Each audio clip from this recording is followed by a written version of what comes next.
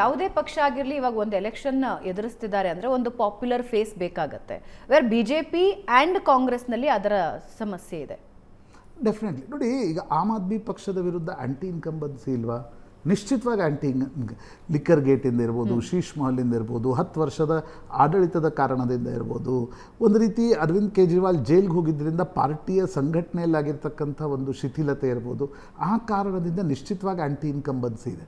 But ಆ ಆ್ಯಂಟಿ ಇನ್ಕಂಬನ್ಸಿಯ ಲಾಭ BJPಗೆ ನೋಡಿ, BJPಯ ಸಮಸ್ಯೆ ಏನು ಅಂತಂದರೆ, BJPಯಲ್ಲಿ ಹಿಂದೂ ಪಂಜಾಬಿ ಪಾರ್ಟಿ ಆಗಿತ್ತು ಬಹಳ ವರ್ಷಗಳ ಕಾಲ. ಮದನ್ ಲಾಲ್ ಖುರಾನ ಇದ್ದರು, ಸಾಹಿಬ್ ಸಿಂಗ್ ವರ್ಮಾ ಜಾಟ್ರನ್ನು ಮುಖ್ಯಮಂತ್ರಿ ಮಾಡಲಾಯಿತು, ಸುಷ್ಮಾ ಸ್ವರಾಜ್ರನ್ನು ಮುಖ್ಯಮಂತ್ರಿ ಮಾಡಲಾಯಿತು.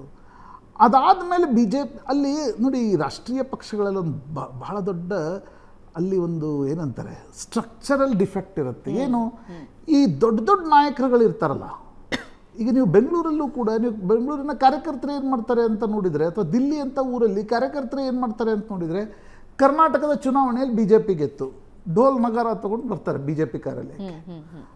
ಆಮೇಲೆ ಯಾವುದಾದ್ರೂ ಇವ್ರು ರಾಜನಾಥ್ ಸಿಂಗ್ ಬರ್ಡೇ ಇದೆ, ನರೇಂದ್ರ ಮೋದಿ ಬರ್ಡೇ ಇದೆ, ವೆಂಕಯ್ಯ ನಾಯ್ಡು ಬರ್ಡೇ ಇದೆ, ಅರುಣ್ ಜೇಟ್ಲಿ ಬರ್ಡೇ ಇದೆ, ದೊಡ್ಡ ದೊಡ್ಡ ಕಟೌಟ್ ಹಾಕಿದವರೇ BJPಯ ಕಾರ್ಯಕರ್ತರು ಅಂತ ಅಂದ್ಕೊಂಡ್ಬಿಡ್ತಾರೆ.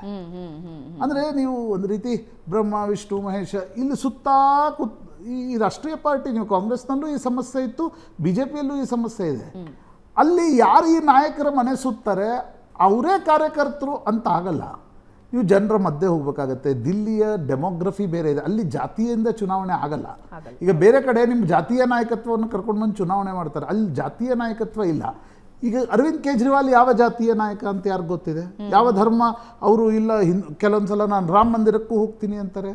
ನೋಡಿ, 2020ರಲ್ಲಿ ಅವರ ಚುನಾವಣಾ ಸ್ಟ್ರಾಟಜಿಸ್ಟ್ ಅರವಿಂದ್ ಕೇಜ್ರಿವಾಲ್ ಹೇಳಿದ್ರಂತೆ, ಇಲ್ಲ ನೀವು ಶಾಹೀನ್ ಬಾಗ್ ಹೋಗ್ಬೇಕು, ನೀವು JNUಗೆ ಹೋಗಬೇಕು ಅಂತ.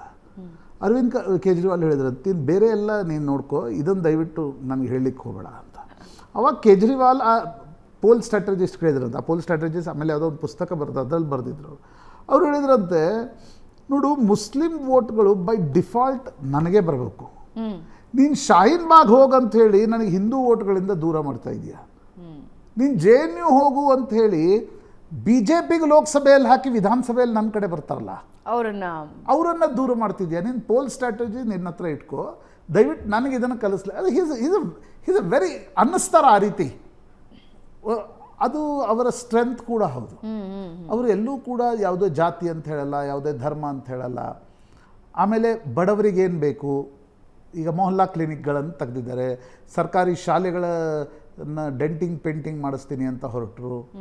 ಇವೆಲ್ಲವೂ ಕೂಡ ಅವರಿಗೆ ನಿಶ್ಚಿತವಾಗಿತ್ತ. ಆಮೇಲೆ ಆ ಲೀಡರ್ಶಿಪ್ ಇದೆ ಅಲ್ಲ, ಆ ಲೀಡರ್ಶಿಪ್ಪನ್ನು ಪ್ರತಿಯಾಗಿ BJPಗೆ ನಾನು ಹೇಳಿದೆ ಅಲ್ಲ, ನಾಯಕರ ಮನೆಗಳಿಗೆ ಓಡಾಡ್ತಕ್ಕಂಥವರೇ ಲೀಡರ್ ಆದರು. ನೀವು ಹೇಳಿ ನನಗೆ, ವಿಜೇಂದ್ರ ಗುಪ್ತಾ, ಸತೀಶ್ ಉಪಾಧ್ಯಾಯ, ಅಜಯ್ ಶ್ರೀವಾಸ್ತವ್, ಈಗ ಯಾರೋ ಹೊಸ ಅಧ್ಯಕ್ಷರಾಗಿ ಬಂದಿದ್ದಾರೆ. ಅವರು ಇಡೀ ದಿಲ್ಲಿಯ BJPಗೆ ಮದನ್ ಲಾಲ್ ಖುರಾನ ನಂತರ, ಮದನ್ ಲಾಲ್ ಖುರಾನ ಒಬ್ಬರಿಗೆ ದಿಲ್ಲಿ ಪೂರ್ತಿ ಅರ್ಥ ಆಗ್ತಾಯಿತ್ತು.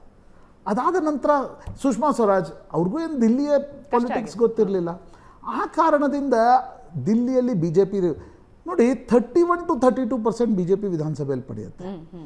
ಲೋಕಸಭೆಗೆ ಬಂದಾಕ್ಷಣ 7% ಜಂಪ್ ತಗೊಳುತ್ತೆ, 38-39% ಹೋಗುತ್ತೆ. ಲೋಕಸಭೆಯಲ್ಲಿ 7 ಸೀಟ್ಗಳನ್ನು BJP ಗೆಲ್ಲುತ್ತೆ. ಬಟ್ ವಿಧಾನಸಭಾ ಚುನಾವಣೆಗೆ ಬಂದಾಗ ಆ 7% ವಾಪಸ್ ಆಮ್ ಆದ್ಮಿ ಪಕ್ಷದತ್ತು ಹೋಗ್ತಾರೆ. ಆಮ್ ಆದ್ಮಿ ಪಕ್ಷದ ವೋಟ್ ಸಂಖ್ಯೆ 51-52% ಹತ್ತು ಹೋಗುತ್ತೆ. ಓಕೆ, ಇಲ್ಲಿಗೆ ಈ ವಿಷಯನ ಹೇಳೋದಾದ್ರೆ,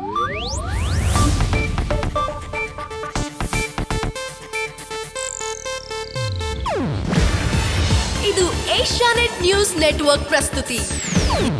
ನೀವು ನೋಡ್ತಿದ್ದೀರಾ ಏಷ್ಯಾನೆಟ್ ಸುವರ್ಣ ನ್ಯೂಸ್.